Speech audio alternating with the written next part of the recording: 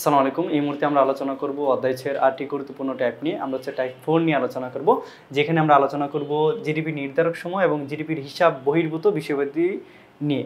তো এখন প্রথমে আমরা দেখতে পাচ্ছি এখানে একটা গুরুত্বপূর্ণ এমসিকিউ দেওয়া আছে।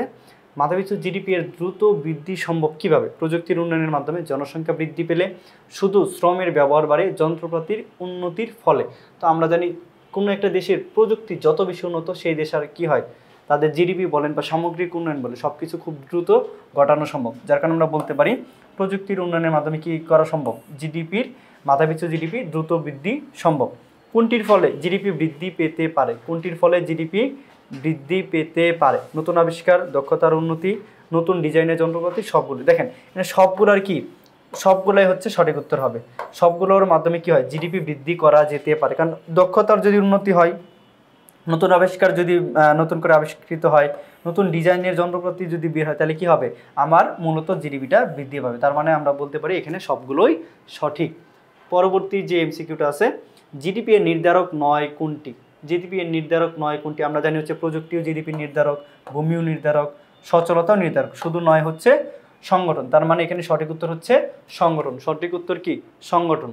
প্রযুক্তির উন্নয়ন বলতে কি বোঝায়?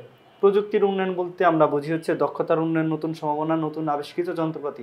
কারণ প্রযুক্তি মানে হচ্ছে কি, অবশ্যই দক্ষতার উন্নয়ন ঘটবে, নতুন আবিষ্কৃত যন্ত্রপাতি হবে, কিন্তু নতুন সম্ভাবনা বোঝে নেই।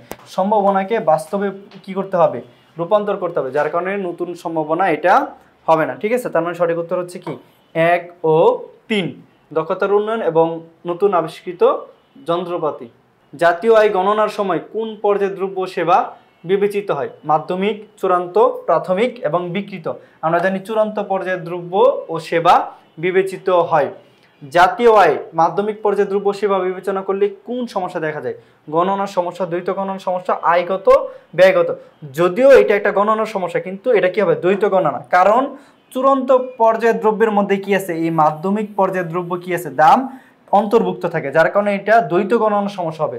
গণনার সমস্যা তো হবে, সেই সাথে দ্বৈত গণনার সমস্যা হবে, যার কারণে সবথেকে উপযুক্ত আনসারটি হচ্ছে কি দ্বৈত গণনার সমস্যা। দ্বৈত গণনার সমস্যা।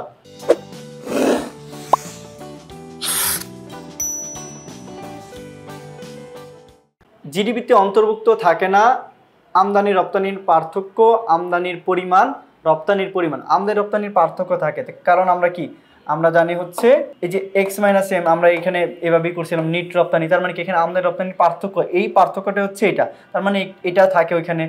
আমদানির পরিমাণ এই যে m, রপ্তানি পরিমাণ এই যে x, তার মানে কি এই সবগুলোই থাকে। থাকে না কোনটা? স্টক এবং বন্ড। স্টক এবং বন্ড কি থাকে না, এখানে অন্তর্ভুক্ত থাকে না। নিচের কোনটি জিডিপির হিসাব বহির্ভূত?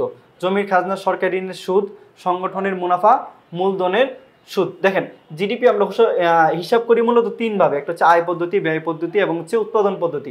তো আয় পদ্ধতিতে উৎপাদনের যে 4টি উপকরণ রয়েছে সেখান থেকে আমরা কি করি, হিসাব করি। এই জমির খাজনা, এটা কি জমির থেকে যে উৎপাদন উপকরণ বাবদ আয়, সংগঠনের মুনাফা, সংগঠন থেকে আমরা মুনাফা পাই, মূলধন থেকে সুদ পাই।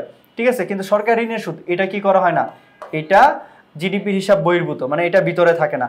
আমরা জানি টোটাল উপকরণ হচ্ছে 4টা, এখানে অলরেডি 3টা দেওয়া আছে, জমির খাজনা, সংগঠনের মুনাফা, মূলধনের সুদ এবং হচ্ছে শ্রমের মজুরি। এই 4টা হচ্ছে কি করা হয়, হিসাব করা হয়। কিন্তু হিসাব করা হয় কোনটা, হিসাব করা হয় না সরকারি ঋণের সুদ, এটা কি করা হয় না, হিসাব করা হয় না। পরবর্তীতে দেখতে পারি মোট উৎপাদনের হিসাব বহির্ভূত বিষয়ের মধ্যে অন্যতম হলো মূলধনী লাভ ক্ষতি, মাধ্যমিক দ্রব্য সেবা, মূল্যহীন দ্রব্য এসব। এখানে বলা হয়েছে কি যে মূলধনী লাভ ক্ষতি, মাধ্যমিক দ্রব্য সেবা, মূল্যহীন দ্রব্য সেবা, এগুলো কি থাকে না, মোট উৎপাদন হিসাব বহির্ভূত বিষয়ের মধ্যে, মানে কি এগুলো হিসাব করা হয় না। এবং এটাই সত্য যে আমরা কি করি না কখনো, এই মূলধনী লাভ ক্ষতি এটাও হিসাব করি না। মূল্যহীন দ্রব্য মানে যেটার কোনো মূল্য নেই, যেমন আমরা ধরেন আমাদের হচ্ছে সন্তান লালন পালন করতেছে পিতামাতা, এটা কি করা হয় না, হিসাব করা হয় না।